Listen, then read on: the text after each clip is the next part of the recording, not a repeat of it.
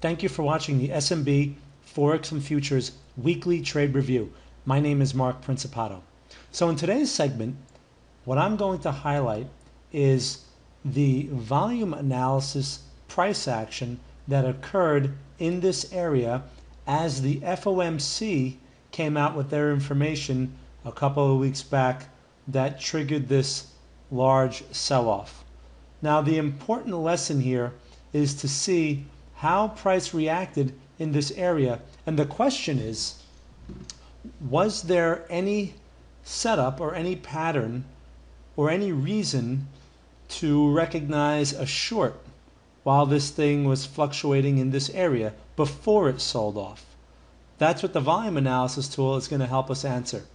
So let's take a look at the tool here. This is a recording of what happened at that time on the S&P futures contract.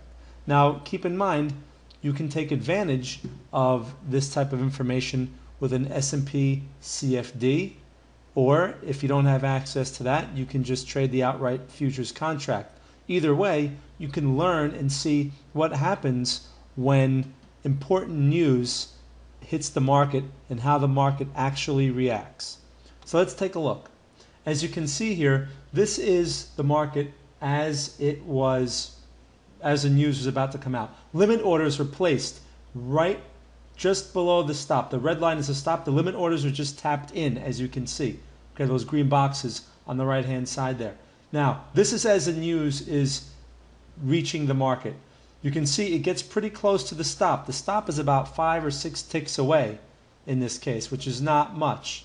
Now, the market, as the news starts to reach the market and as the market starts to react, you can see the volume analysis. Now, what actually happened here in this area is this. This is the candle where the news actually started coming into the market.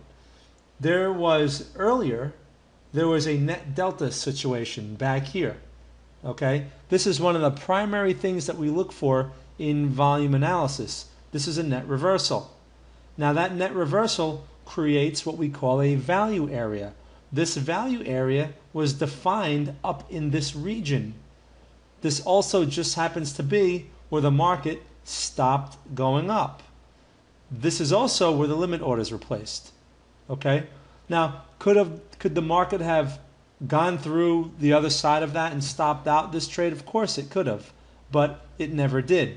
Now, once you have a trade like that, the risk was very small. We also had a pivot up in here. We had a pivot point, which also the market was using as a barrier.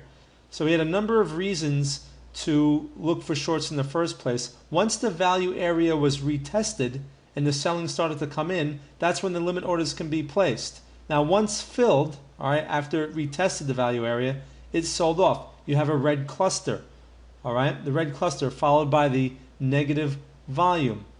The new candle, let's watch how this thing unfolds. The new candle is negative. Now look as this new candle expands. The volume stays negative.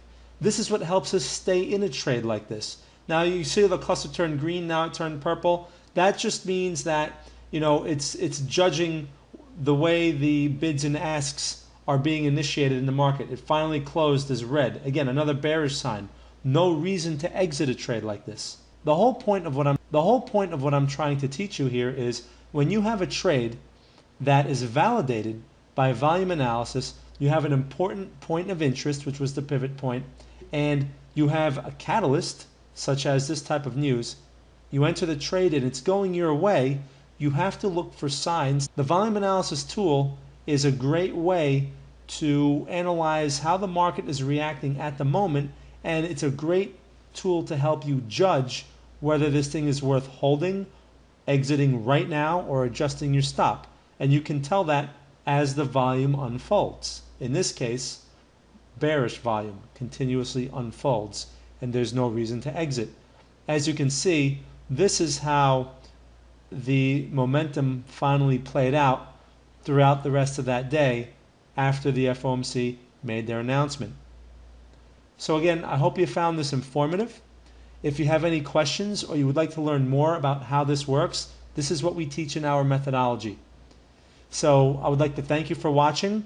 My name is Mark Principato, and I will see you next week.